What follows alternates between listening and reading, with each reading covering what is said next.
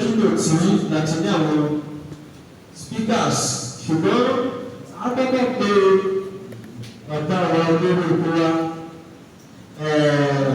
tí a fi tọ̀rọ̀tọ̀rọ̀ dárúkọ lẹ́ẹ̀kan wọ́n máa fún wa láwọn bóyá ẹ bá wa sáré ṣe ìwé kíákíá. ṣùgbọ́n ẹgbẹ́ sísè bóyá ẹ bá wa pé ìwé yẹn kíákíá ṣe.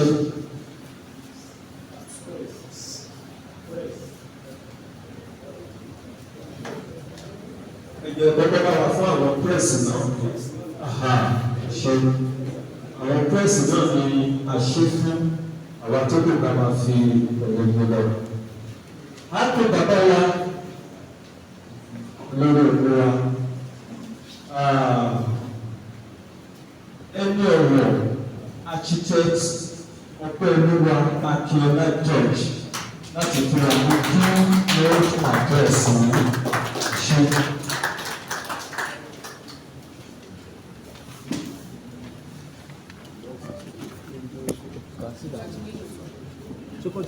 Kan jókòó. Sà ẹ jókòó sà. Ìta sídà. No, kálẹ̀.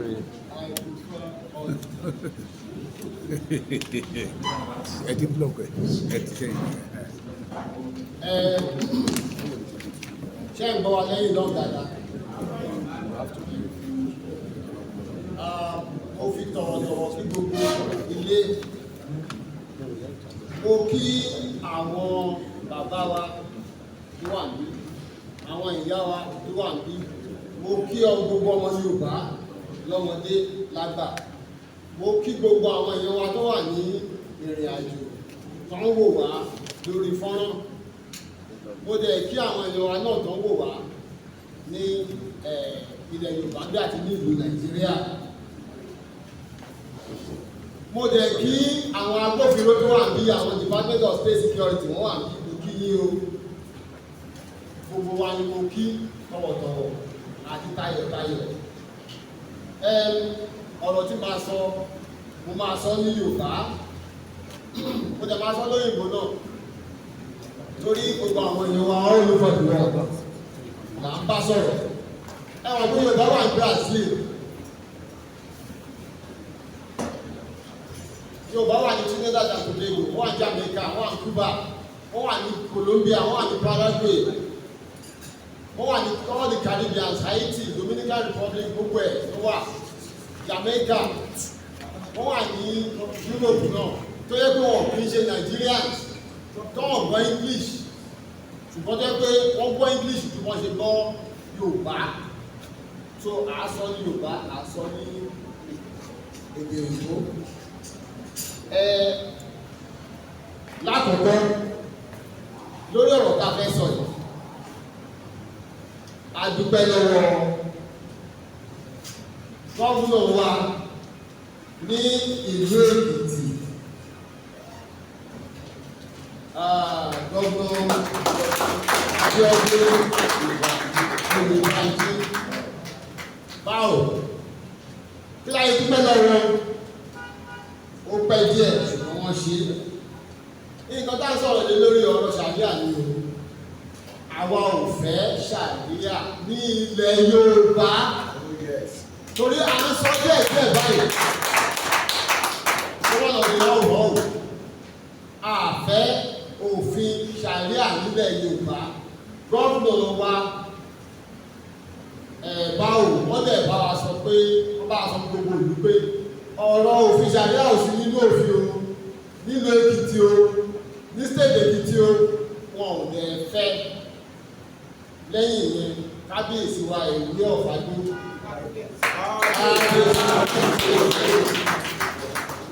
àwọn náà tún tẹ̀ mọ́ gbogbo èèyàn létí pé wọ́n ti pe ìmáàmù Èkìtì, wọ́n dẹ̀ ti pe Christian Association of Nigeria, wọn ò pe yọ́ǹkà tí wáṣá wọ́n yẹ kó pe gbogbo wọn, Yorùbá Nation Christian Association yẹ kó pé àwọn ò fẹ́ nǹkan tó máa da ìlú rú tó bá ti kan ọ̀rọ̀ pé òfin máa gbé apá máa gbé ẹsẹ̀ ẹ ṣáà sí lọ́wọ́ kékeré lọ́wọ́ èèyàn ọmọ ọdún méjìlá ní tó ń gbé apá ẹ̀ wọ́n gbé apá méjèèjì ṣé ìyẹn lẹ́fẹ́ lẹ̀ Yorùbá ṣé ìyẹn lẹ́fẹ́ lẹ̀ Yorùbá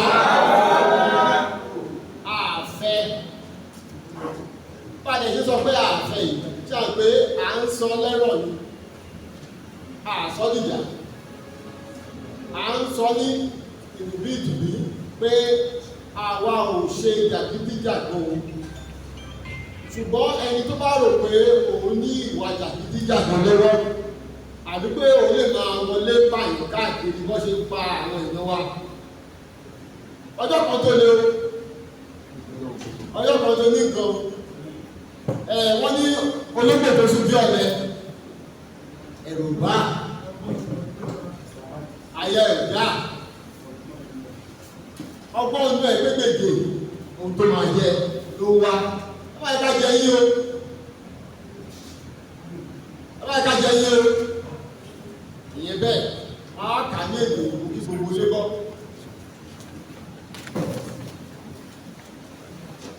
I direct letter sí the governor of Ekiti State.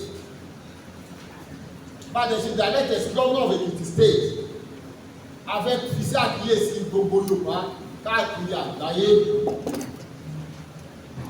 A fi sí àkíyèsí àwọn tó jẹ́ pé àjọ ń pín ìlú lò sí Nàìjíríà. Threat, it is titled Threat to Institute the Shariah Penal Code in Ekiti State to cause a disruption of the peace in Yoruba land.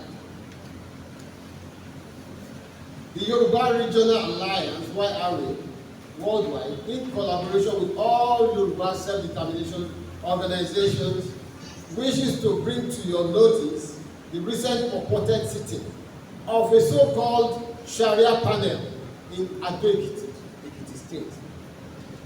Without missing words, we hereby state categorically that this is an attempt to cause chaos, specifically in Ekiti State and generally in Yoruba land. It is an insidious move that must not be allowed to see the light of day. And by talking about Ekiti State, don't forget that 2 weeks ago, we were at Oyo State. We were in Oyo town, Oyo àti Ìbàdàn la lọ kátó lọ Ìbàdàn. Ọ̀yọ́ yẹn lọ sọ pé wọ́n ti fẹ́ ṣe Sharia court fún ọmọ institute ní on the 11th of January. 11th of January yẹn gbogbo làwọn lọ bẹ̀ láti lọ sọ fún ọ bẹ́ẹ̀ tó bẹ́ẹ̀. A gbọ́ pé wọ́n ní postpone yẹn. Àwa ò fẹ́ postponement o, cancellation la fẹ́. A lọ bá wọn nípa ọ̀sán mọ́tò tí ìfẹ́ àwọn tó bẹ̀rẹ̀ wọ́n jáde. A tún lọ Ìbàdàn. A tún lọ bá wọn Ìbàdàn. A ṣe conference. A káàkiri gbogbo Ìbàdàn. A fẹ́ Ṣàríà. Bí bá ṣe ń sọ ní ẹ má bínú alàgbà. Bàbá ṣe ń sọ ní Yorùbá. Bàbá máa sọ ní èdè òyìnbó ó lè yé wa. The Yoruba people are historically peace-loving and accommodating. Yorùbá lọ́wọ́ aláàfẹ́ lẹ́kìtì àfẹ́ ní Ògùn, àfẹ́ lọ́yọ̀ọ́, àfẹ́ ní Kwara, àfẹ́ Kogi, àfẹ́ ní gbogbo tó bá di nílẹ̀ Yorùbá, Lagos State ní o, Ondo State ní o, Ogun State ní o, Ọ̀yọ́ ní o, Ọ̀ṣun ní o, àfẹ́. Kó dẹ̀ yé eku tó wà ní oyè tòkó náà. We are historically peace-loving and accommodating. We have built our culture and traditions to the admirations of people all over the world. The Yoruba nation has been the adjudged bastion of religious tolerance and harmonious living worldwide. Hardly is there any Yoruba family where you don't have adherents of the Islamic religion, Christianity, and the Ìṣẹ̀ṣe, the Yoruba traditional religion.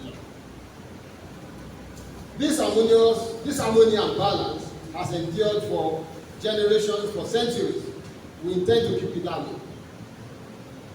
For decades, Muslims from the north of Nigeria have been attempting to export their brand of political Islam, which espouses violence, intolerance, jihad, and the anachronistic Sharia Islamic code into Yoruba land.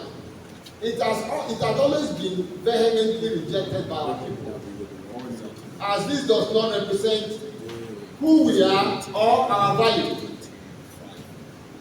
Going back into history, it was the surreptitious importation of this religious group, which our people innocently accepted as a religion of peace that was turned overnight into a jihad and a war of contest against Yoruba land. This is the face of Fulani political Islam, which only seeks to foil the hegemony of the Fulani people over the rest of us. They have a mantra that they want to bury the Quran in the sea. They want to bury the sword in the sea. If they intend to do that, it will not be true Yoruba land. Their passage to achieve this will never be allowed to be true Yoruba land. We vehemently and unequivocally reject this. The Fulani Jihad was decisively defeated and stopped at Osogbo in 1840 by a determined combination of Yoruba forces led by Ibadan. Otherwise, we would have had our Yoruba Obas substituted with emirs. God forbid. Amen. All of you say, God forbid. Amen. Nonetheless, the negative effects of their incursion still reverberates all over Yoruba land today. All these unsolicited interferences in our way of life continue to reinforce our conviction that the best way to safeguard our culture and tradition is the establishment of an independent, sovereign Yoruba nation, separate from Nigeria, where no virulent imported dogma can be foisted on our people against our will. Atewo. It is in the interest of Ekiti State and the rest of Yoruba land that the inauguration of the Shariah penal code is not allowed to take place anywhere in Yoruba land.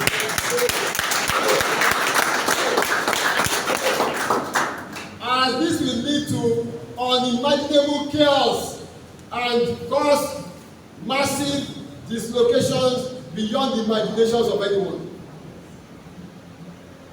We totally reject and condemn the proposed inauguration while calling on the Ekiti State government to forestall the impending catastrophe by immediately putting a stop to any further preparations by the Supreme Council for Shariah in Nigeria to inaugurate the Shariah court in Ekiti and in every other part of Yoruba land. Àbọ̀rọ̀ náà sọ fún ọmọlúwàbí o. Tó bá dé ní àdé nìyí, ìyẹlé tó bá lábọ̀rọ̀ nínú tẹ́lẹ̀. We equally call on the Yoruba Muslim organizations, Christian associations, Ìṣẹ̀ṣe and other Ìbílẹ̀ traditional worshippers and Ifa adherents to come out in virulent condemnation of the move as they want to cause a schism in the age-old harmonious relationships between all our people in Yoruba land. We must know the following in our relentless, determined efforts to destroy this sprouting madness before it further germinates beyond the present burden ugliness. Number one, the Sharia of people in Yoruba land is being allegedly sponsored by the Fulani North with the financial backing of Saudi Arabia, Turkey, and Iran, among so many other countries. Number two, what positive advantage has Sharia introduction to the 12 northern states of Sokoto, Kaduna, Katsina, Kano, Jigawa, Borno, Bauchi, Zamfara, Yobe, Gombe, and Kebbi? What particular positive advantage has this Sharia code contributed to the well-being of the adherents of these states? Nothing. Has the state improved? No. Where there is insecurity is there. Where there is poverty is there. Where the children don't go to school is there. Where people are stealing every day is there. And you want to bring it here. We do not want it.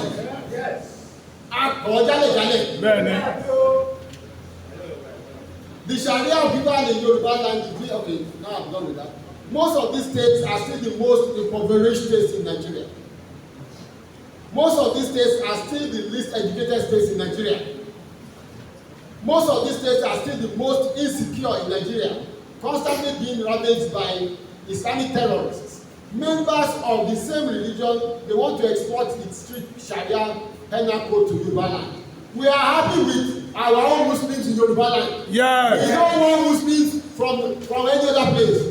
Àwọn èèyàn wa tiwantiwa ni wọ́n.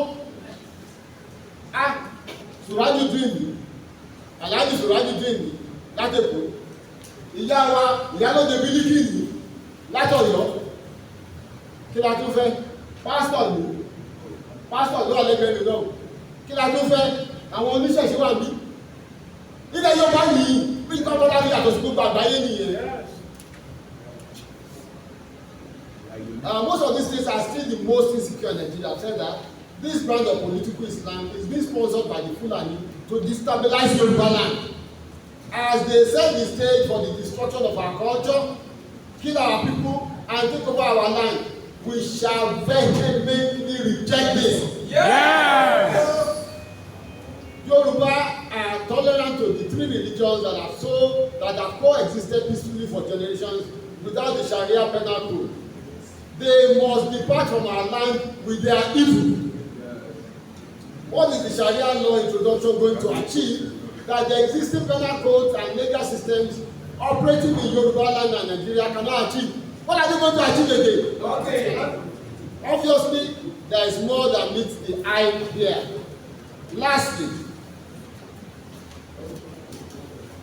58 former governors have allegedly looted 2.187 trillion naira in 25 years of Nigeria's democracy, which coincides with 25 years of the introduction of Sharia.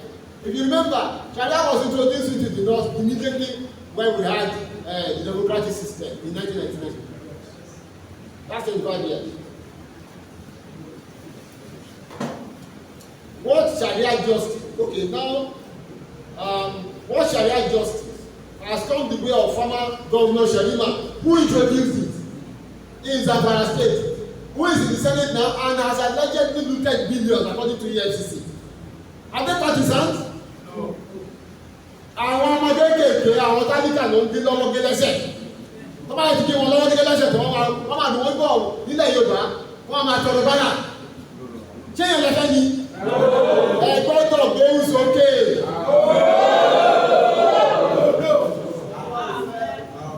Ganduje, the former governor of Kano State, was caught on camera being bribed with dollars that he was stuffing into his pocket on TV. Have they cut his head? No. We don't want that Sharia here. The Sharia penal code definitely is an instrument of the rich to oppress the poor. It is not a happenstance that the imposition of Sharia was what broke Sudan into South and into North Sudan and South Sudan. It was because of the Sharia penal code. Maybe that's what they want. It will break Nigeria. A switch in time save 9. Ẹyẹ yọrí àwa sọ tiwa o. Wọ́n dàbẹ̀ pé àṣọ and we want peace. Thank you.